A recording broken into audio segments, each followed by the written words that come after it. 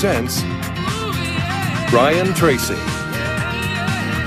Secrets of Self-Made Millionaires.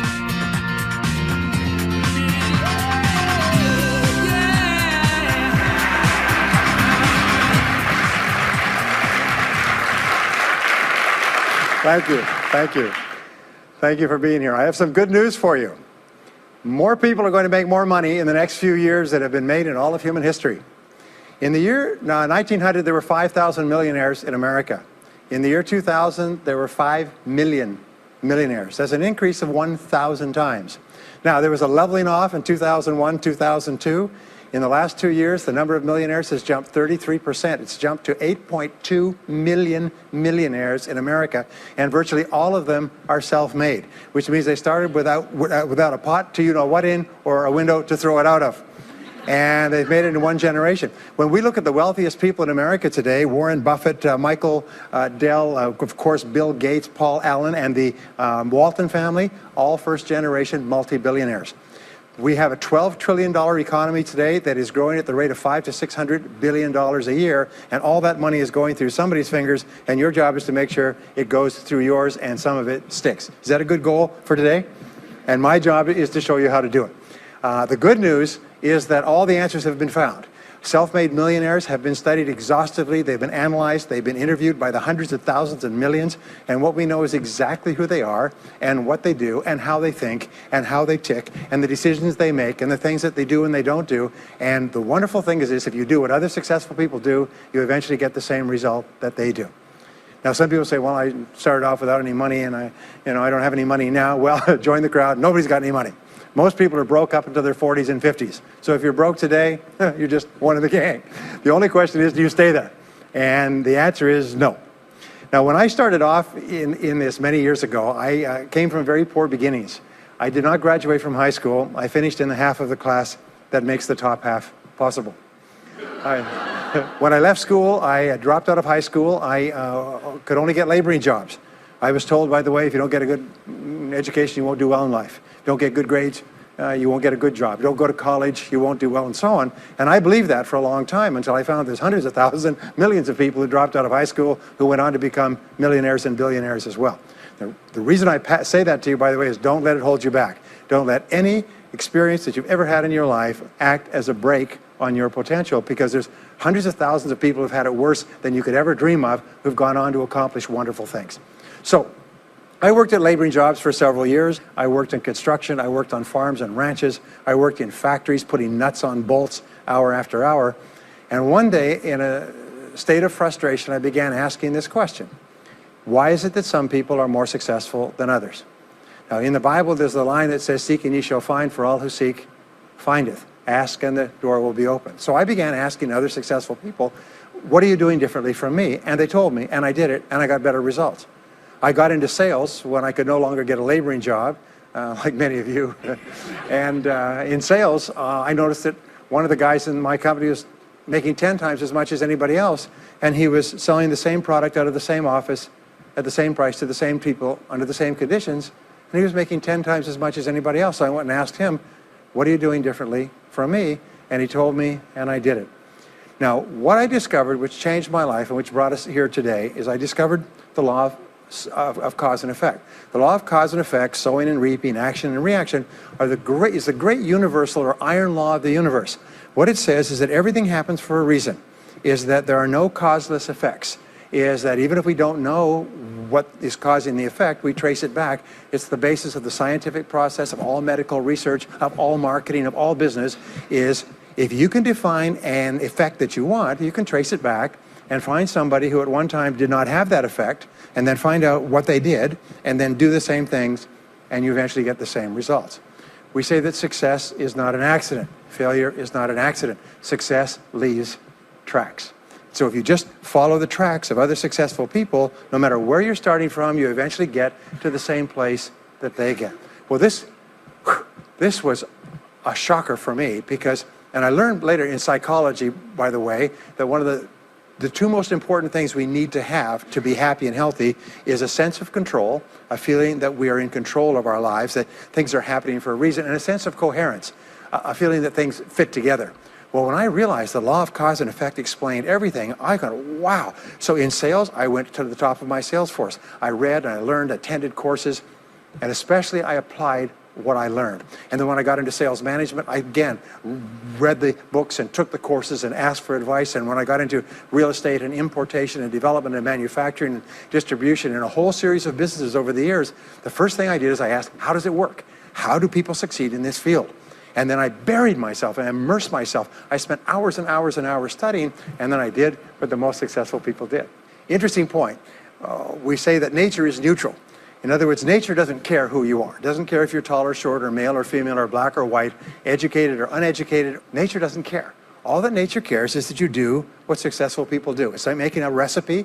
Nature doesn't care if you follow a recipe. If you follow the recipe exactly, you get the dish. Nature doesn't care who's doing it. And that's the wonderful thing about our society. It's basically like justice. It's blind, is nature doesn't care. In fact, there are a lot of people who are not as smart and not as talented as you who are doing vastly better than you, not because they're better, but because they're just following proven success methods. There's nothing that will make you madder than to see somebody who's dumber than you, who's making more money than you, right? Have you had that experience? So what we do is we use proven success methods. We just find out what they are, and we do them over and over again. Quick point, nothing works the first time, okay? Please understand that. Nothing works the first time. What is the average number of times that a person tries with a new goal before they give up? Can you guess? Well, the average is less than 1, because most people give up before they try even once. They say, that's a great goal. I'd love to be financially independent, and then they give up. They don't even try. They say, but I couldn't because of this and because of that, and so on.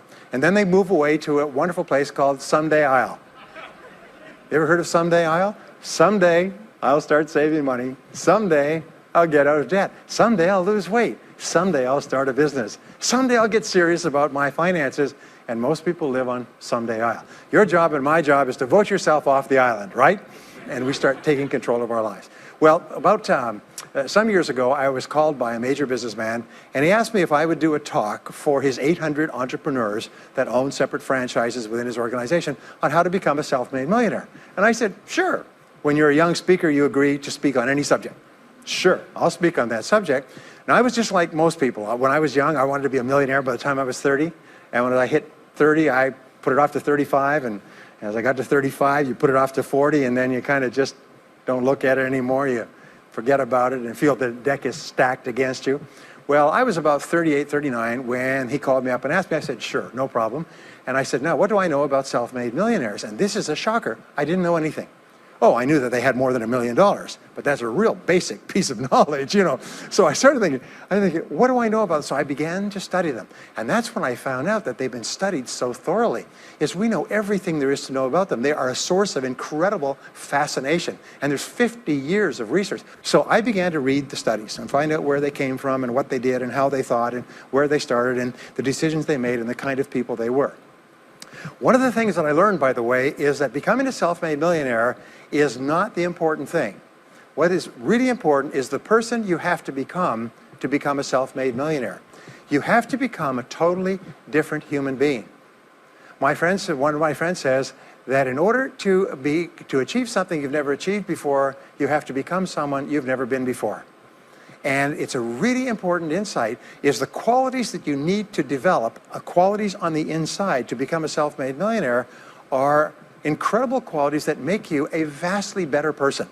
Not only better in terms of character, determination, discipline, decision-making, strength, and so on, but they make you a far better person. They round out your character in a far better way. So the real payoff of becoming wealthy is not because you can eat more, because how many more meals can you eat? How many more clothes can you wear? But it's the kind of person that you become, and then the kind of people that you associate, the kind of life that you have. And so the things that we're going to talk about now, and I know that you're some of the smartest people in our country, so I'm going to give you these ideas very quickly, like dealing cards. What I found in my research is that there's a series of qualities that self-made millionaires have. If you have these qualities, your success is virtually guaranteed. And if you don't have these qualities, the qualities are learnable.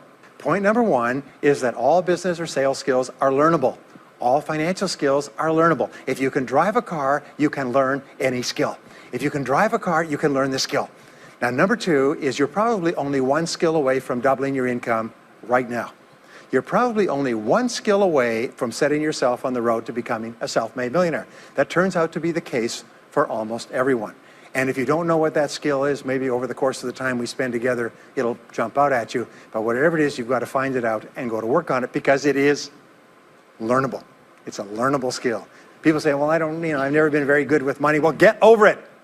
The fact of the matter is, you can learn what you need to learn to achieve anything that you want to achieve.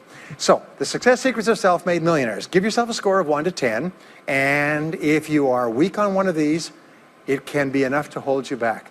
If you're strong on all of these, then there's no limit to what you can accomplish. The first is to dream big dreams. Dream big dreams. Practice what is called back from the future thinking and project forward. Develop a vision of yourself as happy, healthy, wealthy, thin. Practice what top people practice, which is what is called idealization.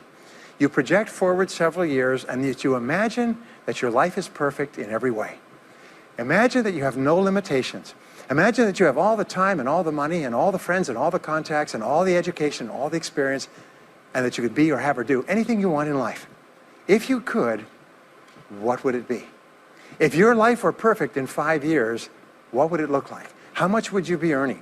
How much would you be worth? What kind of a family life would you have? What kind of health would you have? What kind of car would you be driving? What would your life be like if you could wave a magic wand and make it perfect in every way? Now, what we have found is this is the starting point of great riches, and it's the starting point of great success in life, is for you to have a dream or a vision of a wonderful future. Here's an exercise that we give people in our audiences, is take a sheet of paper and make up what is called a dream list. Now, imagine this is kind of like a kid's Christmas list, and that it just allows you to just run wild and just write down everything that you could think of that you could possibly want.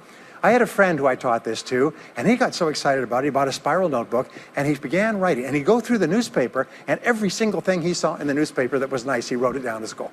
He ended up, first time through, with 330 goals. With the end of the month, he had 500 things that he wanted. The interesting thing was that his life exploded. He activated the law of attraction, and he began to attract into his life people, circumstances, ideas, resources, insights that began to move him toward the accomplishment of the goals and began to move the goals toward him.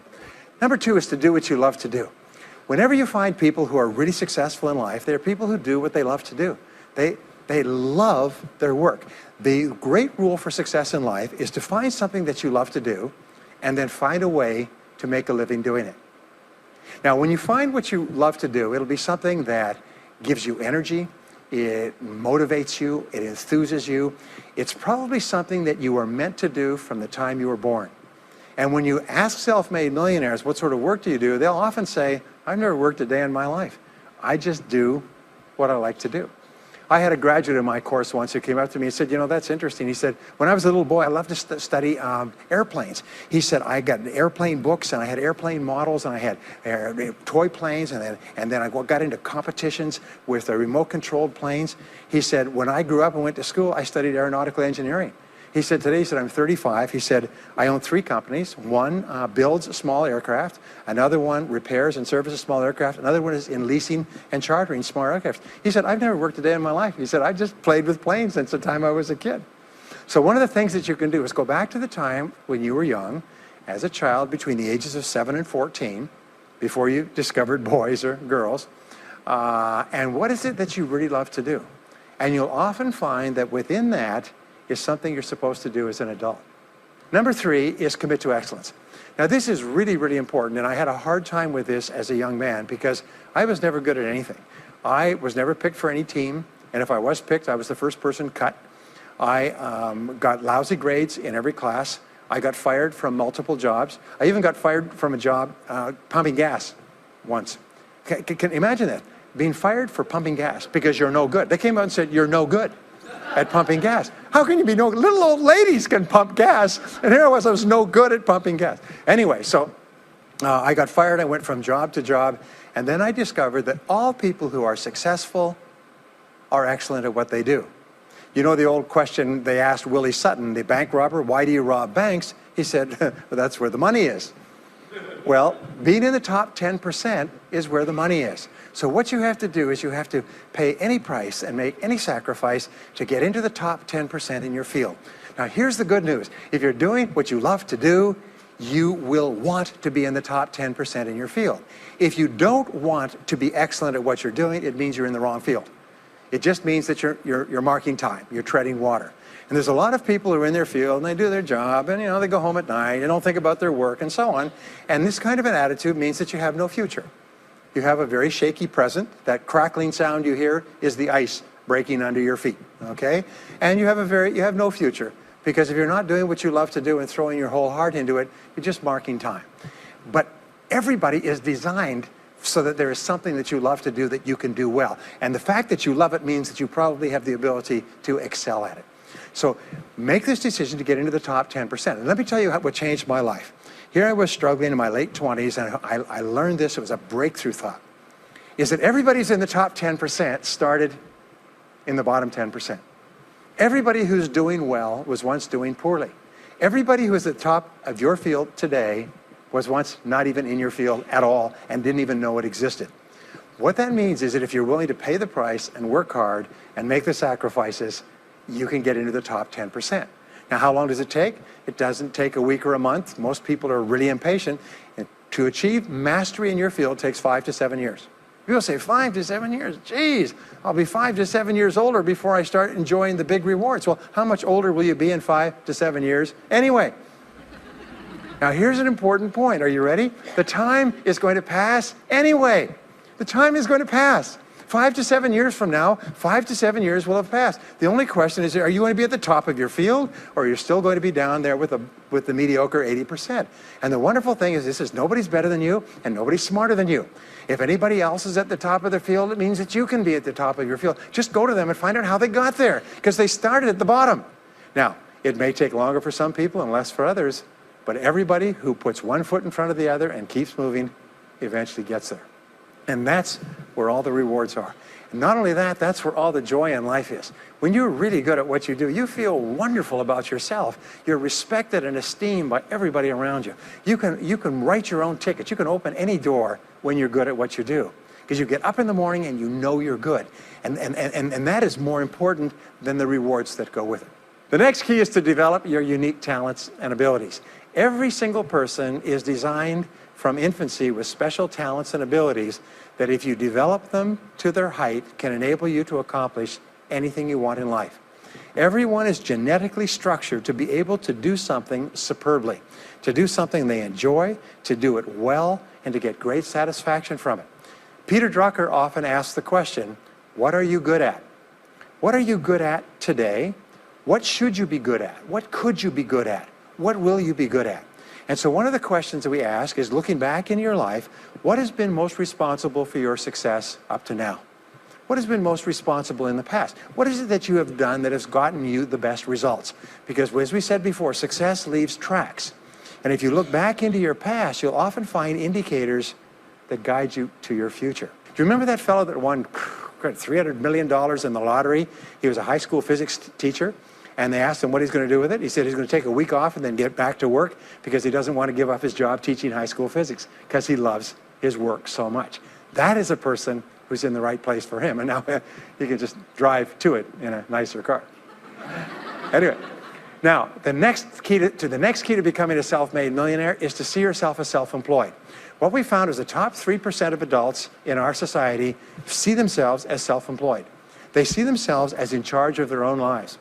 When I started off my career as a young man, I was 21 years old, working as a construction laborer, living in a one-bedroom apartment, broke, taking buses 2 hours every morning to get to work and buses 2 hours to get back. I still remember that, and I still remember a light going off one evening. I was sitting there in my little apartment, in my little kitchen alcove, and I suddenly realized that I was responsible, that I was in charge of my own life, that no one was coming to the rescue. And it was one of the great turning points in my life. So what you find is that all exceptional people are highly responsible people. They look upon themselves as self-employed. Sometimes I'll ask an audience, I'll say, how many people here are self-employed? And some people will raise their hand and some won't. I'll say, now what's the true answer to this question? And the true answer is that everyone is self-employed. The biggest mistake you could ever make is to ever think you work for anyone else but yourself. Even if someone else signs your paycheck for you all your life, the most valuable people in any organization are the people who treat the company as though it belongs to them. They see everything that happens as affecting them personally. They're not the 9-to-5ers, the no-hopers that say, yeah, well, I go to work, when I'm not at work, I don't think about my work. These people, somebody has told them that's a clever way to think. It's the way losers think. Winners think about their company, and when they're not there, they think about how they can do it better. When something happens in their company, they take it personally because they see themselves as highly responsible. As a result, they're paid more, they're given more educational opportunities, they're promoted faster, and these are the people that eventually, like cream, rise to the top of every organization and every industry, the top 3%. The next key to becoming a self-made millionaire is to develop a clear sense of direction. Developing a clear sense of direction means that you need to become intensely goal-oriented. We find that all successful people are goal-oriented. There's an old saying, you can't hit a target that you can't see. You've got to know what you want in every area of your life. Some years ago, I worked with the Hunt Oil Company in Texas. The Hunt Oil Company was founded by H.L. Hunt, who became the wealthiest, self-made, multi-jillionaire billionaire in the world. At his peak, he owned 200 companies and had a royalty income of $3 million a day. Most phenomenal man, by the way. And he was interviewed by a friend of mine on television before he died in the early 70s. And he was asked, what are the secrets to success? He said, the keys to success have only been two through all my life, and I will tell you what they are. He said, number one, he said, decide exactly what it is you want and write it down and make a plan to achieve it. And number two is determine the price you're going to have to pay to get it and then resolve to pay that price. Now, where the law of sowing and reaping cause and effect, I learned an additional point to that. I learned that your current life today is the result of the price you've sown up to now. Is whatever you've put in, you get out. So whatever you're getting out today is a result of what you've put in. If you don't like what you're getting out, what you have to do is you have to put in something different. What I found is this, is that life is always just in the long run. So therefore, life says this, is there's a price you have to pay, and there's two qualities. First of all, you have to pay the price in full for your success of study, preparation, hard work, and so on. And second of all, you have to pay the price in advance. You don't get it afterwards. The way the world works is first you put in what you need to put in, and then you get out the rewards. So you have to ask yourself, what is the price that you have to pay to achieve the success that you desire? And you have to write it down and make a plan and work on it every day. Now let me give you a quick exercise, which is my only take-home or homework exercise for our time together.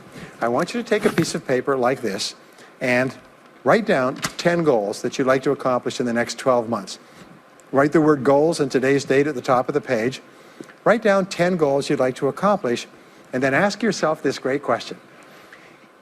If you could only accomplish one goal on this list, but you could accomplish it within 24 hours, which one goal would have the greatest positive impact on your life? Now this is a great question because it'll usually jump out at you. You say, that's the one. If I had this, that would have more of an impact on my life than anything else. Sometimes it's a financial goal, sometimes it's a health goal, sometimes it's a relationship goal. But whatever it is, put a circle around that goal and then turn the page over and write it at the top of the page. Set a deadline on the goal, make a list of everything that you could think of to do to achieve the goal, and then begin working on your list. And here's the kicker, do something every day. Do something every day that moves you one step forward towards your major goal.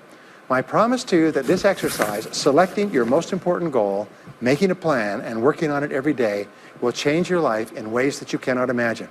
They say that people begin to become great when they determine their major definite purpose, their number one goal, and work on it every day. It is the secret to becoming a self-made millionaire. It's the secret to great success in life. My promise to you is a week, a month, a year from now, you'll look back and you'll be absolutely staggered at the difference it makes. I was giving a seminar not long ago, and a gentleman came up to me. He said, you know that goal-setting exercise? It changed my life 10 years ago. He said, I was broke, I was divorced. He says, I was an alcoholic, and somebody dragged me to one of your seminars. He said, and I did that exercise and I picked my major goal. He said, it changed my life. I said, in what way? He said, today, he said, I'm worth $40 million. I said, wow. He said, yes, and I owe it to that lesson. Next is refuse to consider the possibility of failure. It's the most amazing darn thing is that the fear of failure is the greatest single obstacle to success in adult life. And it's not failure itself, because each one of you is a professional failure. Each one of you has failed over and over and over again. Isn't that true? All of us fail. All human beings fail over and over. 9 out of 10 things that we try don't work out the way we expected. We have failures in relationships and in jobs and in careers and investments and everything. It's not the failure that holds you back. The failure makes you smarter. We say that it is the fear of failure, not failure, that holds you back. And the way that you overcome failure is you never consider the possibility of failure. The rule is this, is there's no such thing as failure, there's only feedback. Is when you try something that doesn't work, you get feedback, not failure. And recognize that most things you try aren't going to work the first few times. So what you do is you say, oh, that's an interesting bit of feedback. And you pick yourself up and you move forward and you have more feedback and you move forward. To become a self-made millionaire, you're going to fail over and over again, year after year after year. But your brain has a cybernetic mechanism, which means that every time you try something, you get feedback, which makes you smarter. And when you try something else, you get feedback, which makes you smarter. And eventually, you reach the point where you're too smart and you stop making mistakes. You start to do more and more things right and fewer things wrong. But you can't get there unless you have experienced the failures. Henry Ford once said that failure is merely an opportunity to more intelligently begin again. Now, let me pass on one great rule to you, which has been discovered in interviewing self-made millionaires. Self-made millionaires look into every failure for something good. They say there's got to be something good in this that I can benefit from, and surprise, surprise, they always find it. Second is, self-made millionaires always seek the valuable lesson in every setback or obstacle or temporary failure, and they always find the lesson. Now, what do failures do? Failures whine and cry and think about what they've lost and blame their problems on someone else. Successful people say, what can I learn from this that will make me smarter next time? And my promise to you, those who seek find, is that if you go looking for a valuable lesson in the biggest problem that you're facing today, you'll always find the lesson. Here's another possibility. Your biggest problem today could be the biggest gift that you have ever received, because it may contain within it the lesson that will make you successful. If you stop thinking about what happened and who's to blame, and you start looking for the gift within your problem, sometimes it can transform your life. The next key is to dedicate yourself to lifelong learning. Now, what takes you from rags to riches is personal development, personal and professional development. In the 21st century, as Peter Drucker says, knowledge and skill are the keys to the 21st century. And the only thing that will be relevant, the only skill that will be relevant in the 21st century is the ability to learn new skills, because virtually everything you know is becoming obsolete at a rapid rate. Stephen Covey says that your current knowledge base has a half-life of 2 years, which means that half of everything you know will be irrelevant within 2 years. And 2 years from now, half more. So if you're not continually learning and upgrading your knowledge and skills, you're not staying in the same place. As Pat Riley says, the basketball coach says, if you're not getting better, you're getting worse. If you're not constantly learning, you're actually falling behind. So here are the 3 keys to continuous learning. Number 1 is read in your field 30 to 60 minutes each day. In other words, turn off the television, turn off the radio, put aside the newspaper, and just read in your field. The very best places to read, by the way, are books. Read books, the best-selling books written by the most successful people in your field, because books contain a wealth of riches that can enable you to function at a far higher level, to get much better results than you could before. So read 30 to 60 minutes a day. I've had people tell me, countless people over the years, that reading an hour a day has doubled and tripled their income within a year. The second thing you do is take every course that you possibly can. The courses and seminars that are available to you in your field that are given by professionals are courses that have been developed over years and years and years. They have been tested and tested and tested. The person who is talking to you for several hours has spent thousands of hours learning their subject. They have dry tested this or done test runs with thousands of other people. When you take a course, you can learn enough information in 1 or 2 days, more than you could learn in 2 or 3 years or maybe even a lifetime, all distilled and put together. People say, I can't afford a course. You cannot afford not to buy books. You can't afford not to go to courses. Some years ago, I had a dentist, and he was a very successful dentist. I was recommended to me by a friend. And this dentist retired at the age of 53. And just before he retired, he sold his practice for about $2 million. Just before he retired, he told me why. He said about 8 years before, he had attended a dental Congress in Hong Kong. This is from California. He'd flown all the way to Hong Kong to attend this International Dental Congress because there were specialists giving private lectures, sort of plenary sessions on the side. And he attended this session, and it was on a particular technique of cosmetic surgery that this dentist had developed that no one else knew, where you could basically straighten out a person's entire front jaw so they look beautiful at a very low cost, at a very high level of effectiveness. He came back and he began implementing this in his practice. People began flying from 500 to 1,000 miles away. Every dentist sent their families, members, and themselves to this dentist. He was able to charge whatever he wanted to charge. He said 8 years later, he retired as a self-made millionaire at the age of 53 to enjoy his money for the rest of his life from what he learned from one session at one convention at one course. Now, that is a true story, and maybe it's an exception, but you can never tell where the information is going to come from. The third way that you can upgrade your skills is listen to audio programs in your car. The average driver drives 500 to 1,000 hours a year, 25 to 50,000 miles. If you listen to audio programs in your car, according to the University of Southern California, you will get the equivalent of almost full-time university attendance just listening to learning material as you drive around. It can totally and profoundly change your life. Very, very important. Here's an interesting point. The more you commit yourself to becoming the best person you can be, the more you like yourself and respect yourself. The more energy you have, the bigger goals you set for yourself, the more you persist. When you invest in yourself and you read and learn and upgrade your skills, you're telling yourself, wow, I am a person with a great future, and it's up to me to maximize my potential. And your self-esteem goes up, your self-respect goes up, your sense of personal pride goes up, and you started to get promoted more and paid more in every part of your life. Well, the next is to develop a workaholic mentality. In our society today, you hear all these people talking about take it easy, have balance in your life, relax, lean back, have fun at work, happy, get along with your coworkers. This is loser talk. Loser, loser, loser. Now, there's a time in your life when you can back off, all right? You can take it easy. But that's when you've made it, not before you've made it.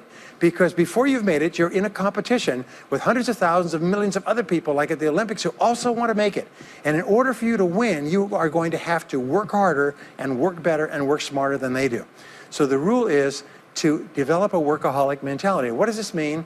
It means that you start a little earlier, you work a little harder, and you stay a little later. Use what I call the 40-plus formula. The 40-plus formula says that working 40 hours a week gets you survival, and that's all. You work 40 hours a week, you survive. You make no progress. You don't go ahead. You just barely hang on. Every hour that you invest in your work or yourself over 40 is an investment in your future. So you can tell what your future is going to be with unerring accuracy by looking at how many hours over 40 you put in. Now, how many hours does the average self-made millionaire in America work until he passes the $1 million mark? 59. Some of them work 70, 80, 90. The average is 59 hours. How much does the average top executive work? 59 hours. So that's rule number one, is the hours you put in over 40. If people say, well, my office is locked and I can't get in more than 40 hours a week, then good. Then spend the rest of the time investing in yourself, getting better at your work when you do it. Now, here's my second principle, and this principle changes your life. It is this, is work all the time you work. When you work, work, don't play.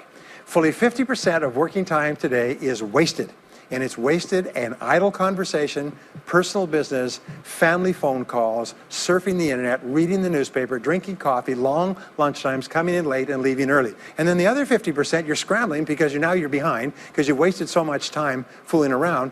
Now you start to work, and you don't work on high priority tasks. You try to get rid of all the little stuff. So what happens is the big tasks begin to build up like an avalanche overhang, and they cause enormous stress. And you go home at night and you're thinking about this job, I've got to get this project finished, but I can't discipline myself to stop talking to my coworkers. Every time one of them comes in, like automatic, like a conditioned response, it's blah, blah time. Chatter, chatter, chatter, chatter, chatter, chatter, chatter, chatter. No, what you have to do is work all the time you work. If someone comes in and says, hey, you've got a minute to talk, you say, yes, but not now. Why don't we talk after work?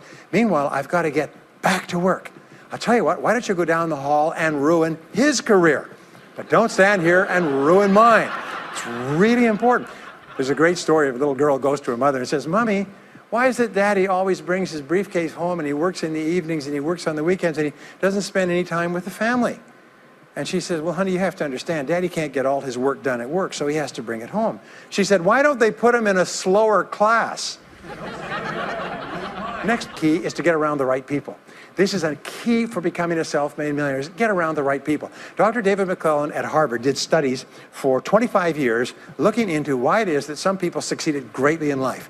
What he found was as much as 99% of your success in life is going to be determined by what he called your reference group.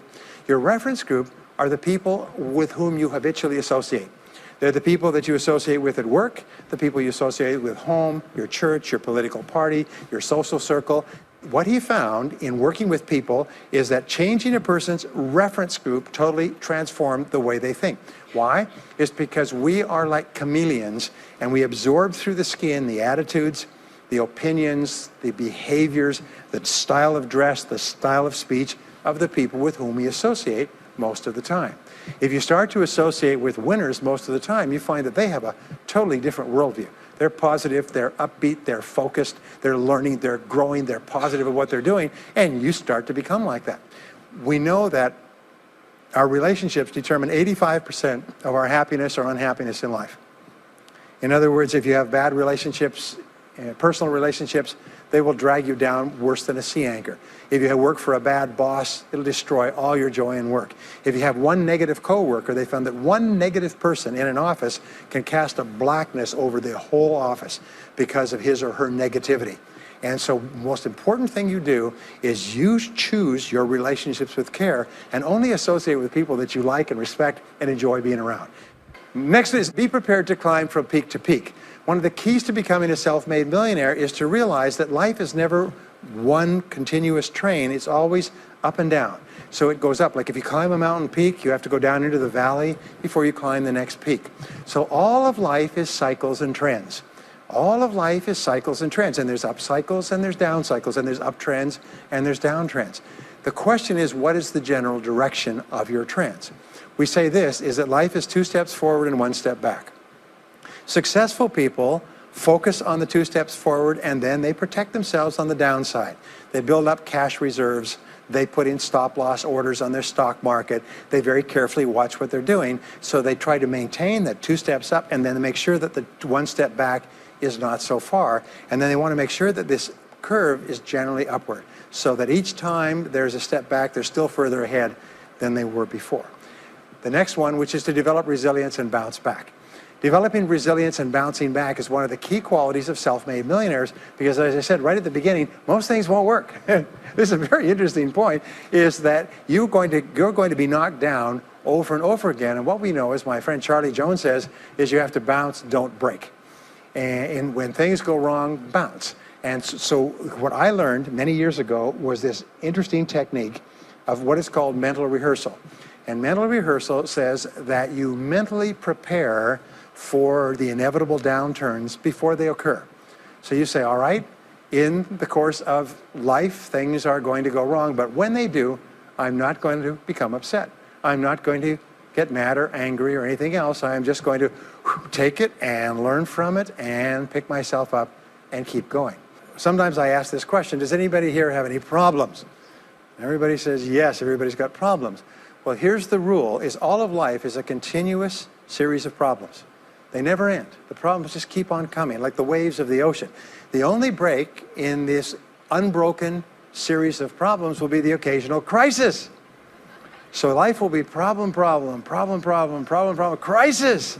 Problem, problem, problem, problem, problem, crisis. It's like the waves of the ocean. 6 problems and a crisis, 6 problems and a crisis. Which means that everybody here is either in a crisis right now, has just gotten out of a crisis, or is just about to have a crisis. So what we have found is this, the hallmark of superior people, 30 years of research, is how you respond to a crisis. How you deal with problems and how you respond to a crisis. And what we have found is this, is superior people look for the solution to every problem. They don't allow themselves to become upset and angry. When something goes wrong, they say, okay, what's the solution? And they become intensely solution-oriented. When you have a very intense problem, that stimulates creativity to solve the problem. So what you do is you write and define the problem clearly. If you have a problem, you say, wait a minute, what is my problem? what is it that I'm worried about, and write it down. And the very act of defining a problem clearly often triggers the solution to the problem. One last technique that I want to give you with regard to your major definite purpose. And if you only do these two things as a result of our time together, they will transform your life. You've already identified the one goal that can have the greatest positive impact on your life. Now what you do is you take that goal and you write it at the top of a page in the form of a question. And you say, let us say your goal is to double your income. That could have a major impact on your life. You say, what are all the things that I could do to double my income in the next 12 months? Write it as a clear question. Even better, if you're earning $50,000 a year today, write, what could I do to earn $100,000 over the next 12 months? The more specific the question, the better. Then you devote yourself to writing 20 answers to this question. You must write a minimum of 20 answers. Work harder, work smarter, start earlier, stay later, change occupations, upgrade my skills, whatever it is, keep forcing yourself to write till you've written 20 answers. We call this mind-storming. The first 3 to 5 answers will be easy. The next 3 to 5 answers will be difficult. The last 10 answers will be incredibly difficult. But I have given this exercise to people who've gone on to become millionaires so many times I've lost track, because they often find that the 20th answer changes their whole life. And if you've ever done this once, it's absolutely staggering. More people have become millionaires with this simple idea of mind-storming, what I call the 20 idea method, than any other single method of creative thinking ever discovered. Once you've got your 20 answers, pick one answer and take action on it immediately. Once you've got, it doesn't matter what it is, just take one answer and take action on it, and that will keep you thinking and acting creatively all day long. The next key to becoming a self-made millionaire is to become an unshakable optimist. Unshakable optimist means that you think and talk about what you want most of the time. Optimists think and talk about what they want. They look for the good in every situation. They seek the valuable lesson. They're constantly feeding their mind with great ideas, which opens up new perspectives. What I have found is that optimists have 3 wonderful qualities. Number 1 is they learn more things. As a result, they dramatically increase the likelihood that they will learn the right thing at the right time. Number 2 is they try more things, which dramatically increases the likelihood that they'll try the right thing at the right time. And number 3 is they persist. They never give up. Optimists make a decision that once they've decided they're going to become wealthy, they just never stop until they achieve that goal. Now, will they have many setbacks and obstacles and difficulties? Do you know that almost everybody succeeds in a different direction from what they originally intended or from what they originally thought? But they just keep going. Almost like a football player running down the field, running, blocking, changing, moving back, forward, continually, but never loses sight of the goal. So optimists learn more things, try more things, and persist longer. I want to leave you with the last 2 qualities of self-made millionaires. Second to the last quality is that they develop the qualities of courage and persistence. I said before, the biggest single obstacle to success is the fear of failure. The antidote to the fear of failure is the habit of courage. And what we know is that you need 2 types of courage to succeed. The first type of courage is the courage to begin. It's the courage to launch with no guarantees of success. Someone once said that if all obstacles must first be removed, nothing will ever get done. So successful people are willing to think, plan, make decisions, and then take action with no guarantees. We say leap and the net will appear. Take action with no guarantees and then learn. The second part of courage is the courage to endure. It's the courage to persist. It's the courage to keep on keeping on. It's to make the decision in advance that you will never give up. No matter what happens, you will never give up. You will get knocked down over and over again, but you'll never give up. And the interesting thing is, if you make that decision in advance, you'll find yourself continually bouncing back. So courage means the courage to begin and the courage to endure. And the final quality of self-made millionaires, and Napoleon Hill called this the master key to riches. After studying 500 of the richest people in American history, he said it's the quality of self-discipline. It's the ability to make yourself do what you should do, when you should do it, whether you feel like it or not. The quality of self-discipline is the quality that will make you a big success. It's the ability to force yourself to do what you know you should do. And here is the wonderful discovery. Persistence is self-discipline in action. Every time you persist, you build your self-discipline. Every time you practice self-discipline, you build your ability to persist. And the two of them are tied into your self-esteem. So the more you persist, the more you like yourself. And the more you like yourself, the more discipline you have. And the more discipline you have in practice, the more you like yourself. As a result, the more you persist. And eventually you get onto an upward spiral where you become absolutely unstoppable. You reach the point where you know you can achieve the goal and nothing in the world can stop you. And every step that you take forward makes you stronger and stronger and stronger until finally people say, I know one thing about him, I know one thing about her. You cannot stop him or her. Once they decided they want something, they will not stop until they get it. And when you develop that quality, there will be nothing that is impossible to you. So let me just leave you with these last points. We're living at the very best time in all of human history. More people are going to make more money in the next few years than have ever been made in all of human history. More people are going to become millionaires and are becoming millionaires today at a faster rate than we've ever thought possible. And no one is better than you and no one is smarter than you. And if you do what other self-made millionaires do, then nothing in the world can stop you from eventually getting the same results as other self-made millionaires. And I hope you do. Thank you very much.